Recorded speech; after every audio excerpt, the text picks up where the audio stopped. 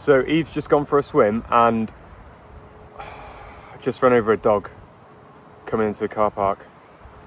I came in through the gates, we were both singing along to the songs and driving along. I was like this, and then it went doo doo, and it made a little squeak noise, and I was like, oh, I think I've got a puncture. But I let go of the steering wheel and it still went in a straight line, so I was like, no, I haven't got a puncture. So I checked my mirrors. I was like, have I run over a child? And turns out I ran over a dog. I went and parked up, and this lady came over and she was like, rah, rah, rah, rah, rah, rah, rah, in Spanish, and I had no idea what she was saying, but I knew for a fact I'd run over her dog, because Eve was like, I think I saw something brown run out. So I ran over this woman's dog, and she came over and she was like pointing at its back. She was like pointing at the van that I'd run over it. And the dog, it was alive, and it was like walking around a little bit, but it didn't look impressed. So yeah, I thought I'd just include that because it was funny. Well, it wasn't that funny. The lady didn't find it funny, but we found it funny because the dog was fine, and it wasn't on a lead anyway. So if my dog was off the lead and a car ran over it in a car park, I'd think, yeah, fair enough, stupid dog. Or if it was your child, if your child was just running around the middle of a car park and it got run over, well, it's tough, isn't it? Tough luck. She's not going to learn. She's not going to do that again, is she? So watch out if you've got a dog in a car park. Get into the video now. I'm going to be talking a bit about my first year racing as a pro. Let's go, Malachi! And the private thing, everyone follow Malachi Cashmore on YouTube. Yeah. Well, at least I had a pro license and still working a bit, and I was at university finishing my degree, which I now have. Got third place in the whole degree, I think is what third means.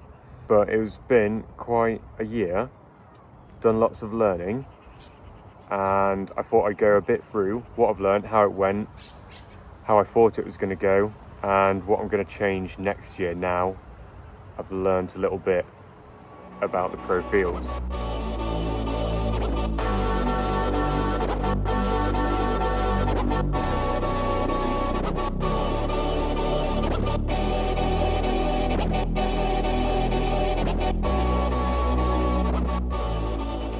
So I first got my license in December of last year. I got my email saying you are all good to go, you could race for pro in 2025.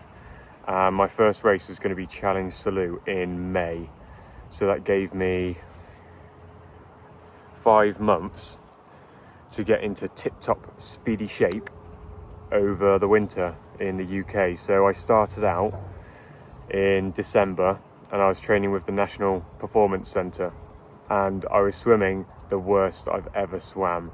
Like, the coach was literally, he was like, what are you even doing? Like, I was barely even making the cut-off times, and I'm all for I usually don't mind if girls are dropping me, but like, this is kind of getting on my nerves. Like, all the girls, they were swimming faster than me, and I was like, what is happening?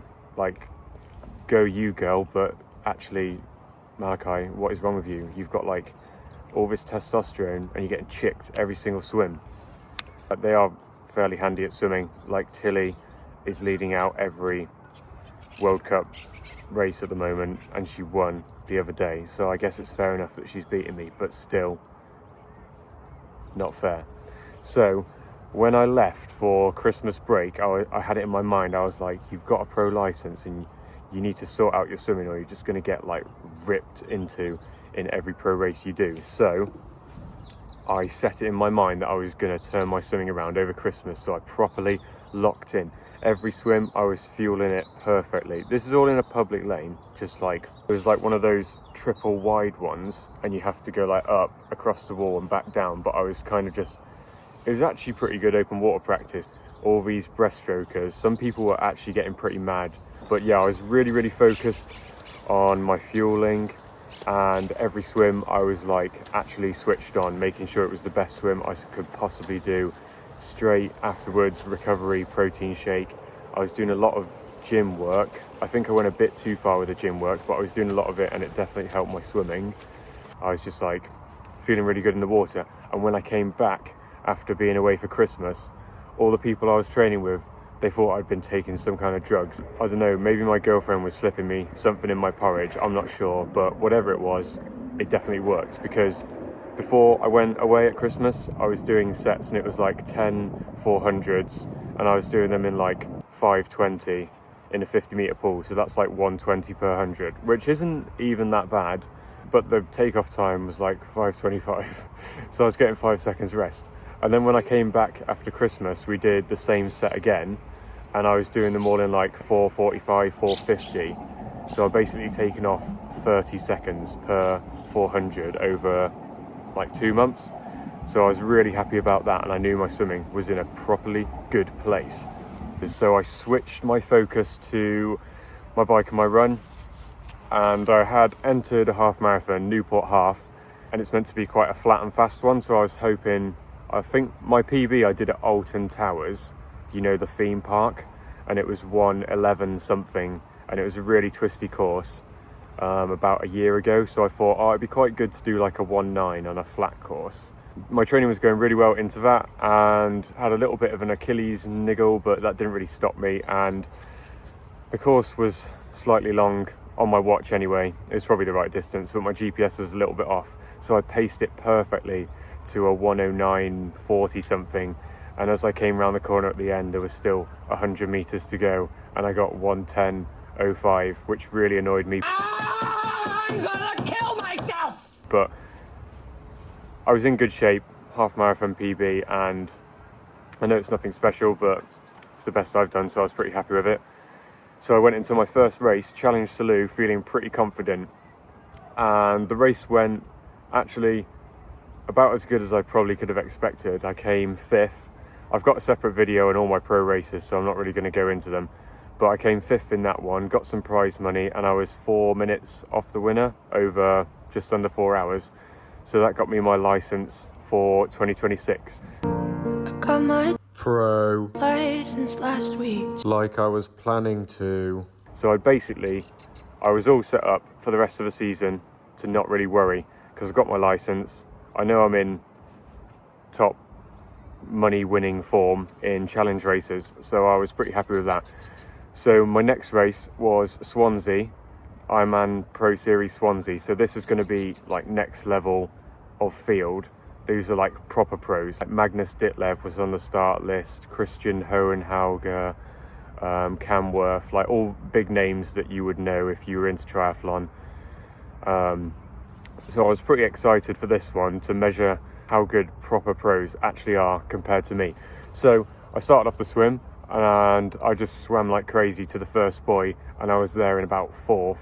Once everything sorted out and everybody came into a line, I came out the water in about 7th, but basically like I was out of transition with the front people, and I decided that I was going to pace myself because it was a really lumpy course. This is important, so don't just turn off. It informs what I will talk about later.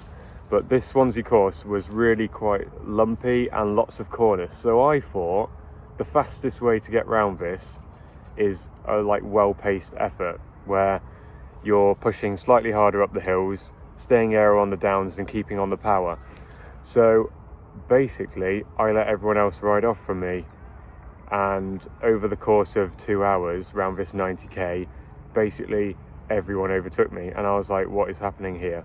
And I was a bit disheartened, and I thought, well, I'm going to be doing another race in a week, so I don't want to finish myself off. So I didn't really commit to the run, which I'm really quite disappointed about now I think back to it. Good learning experience, because I didn't really think about this, but I was talking to Yeston Harriott, and he was going on about his average power compared to mine and our normalized powers compared to each other, because he averaged like 10 or 15 watts less than me, but he normalized the same as me.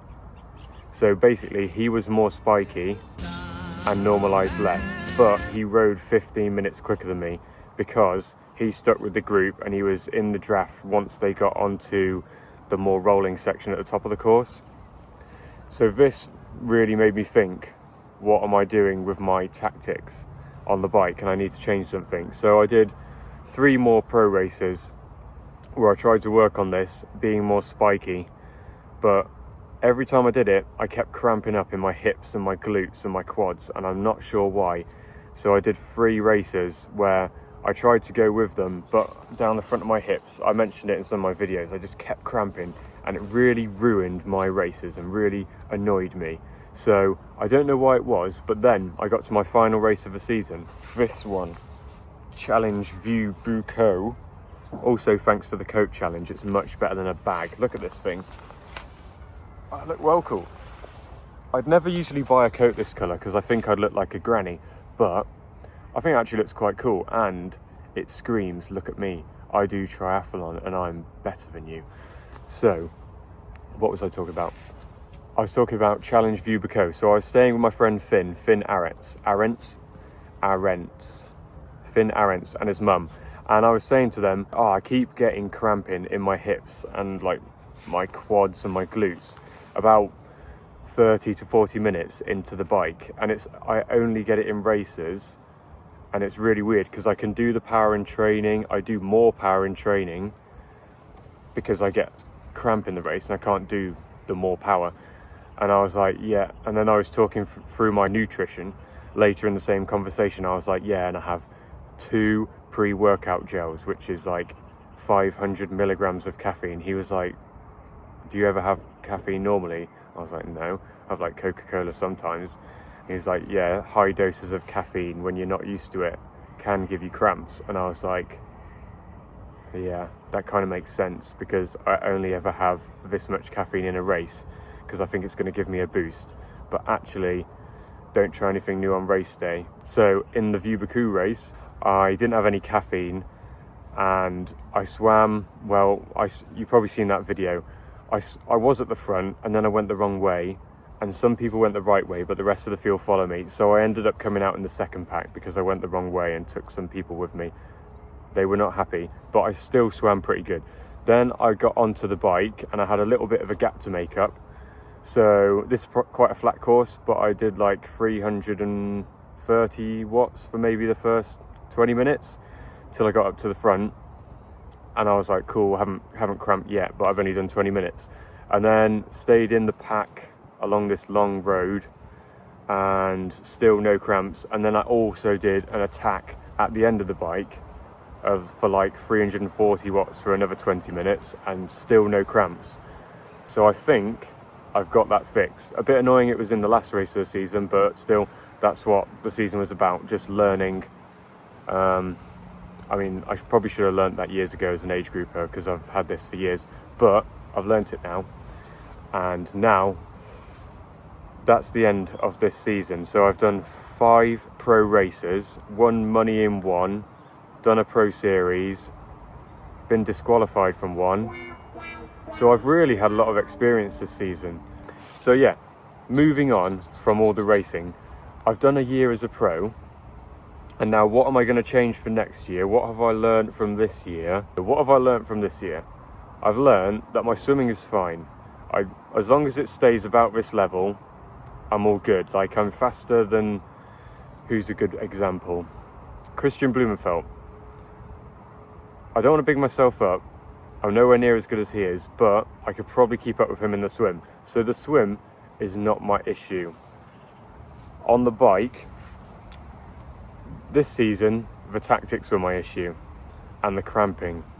And I think I've sorted the cramping. The tactics definitely still need a little bit of work. I've hopefully made a few connections this year, which will help me next year so I can talk to other pros about the race that have done it before and get an idea of how it might pan out. Have a couple of scenarios in my head just so for every possibility I know if that person attacks, if I'm dropped on the swim, if I'm off the front on the swim, I already have a plan in my head. I feel like with the knowledge of no cramps in my head, I should be able to put out a little bit more power. So I think the bike, keep working on it because I'd like more, but that's not my issue. My issue is my running. over the course of this year, at the start, like I said, I did a 1:10 half, which is average at best, but I should be able to run faster than like a 1:15 off the bike, I think.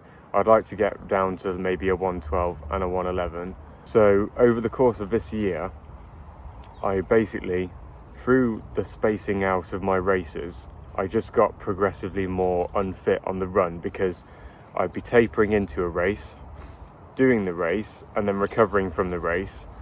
And then most of the time I'd have some kind of little niggle just from tightness, from racing or from traveling, something like that. So I basically just got worse at running all season.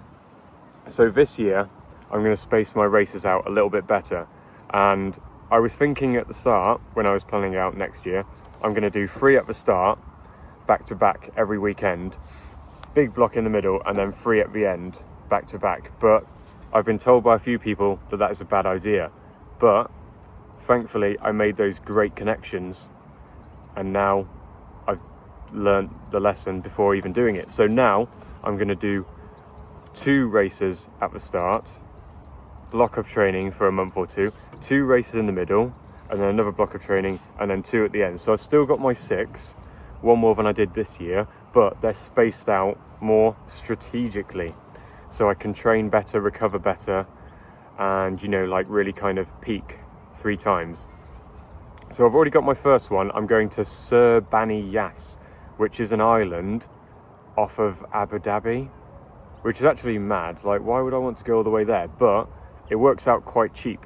So all the races I did this year were in Europe, and I drove to most of them, which worked out pretty well, and I didn't spend all of my sponsorship money, which I got, so I've got a bit more to use this year to go to some maybe more exciting races, starting with this one in Abu Dhabi. But because my ranking has now gone up, I am ranked 249th as of my last race of the season. So now I'm in the top 250. I get 3 entries to challenge races. Yes. So, Sir Bani Yas, you fly to Abu Dhabi, then you get on a cruise ship, which is basically an all-inclusive hotel, which moves you to the race, and all all registration and athlete briefing is all on this cruise ship. So it's actually great. So that's paid for because I'm now ranked high.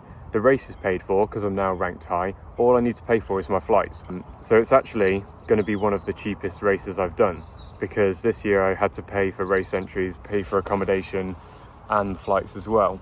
So it's actually crazy that this is like, you know, like millionaires, they just get richer, where the higher you are up as a pro, you just get richer and cheaper.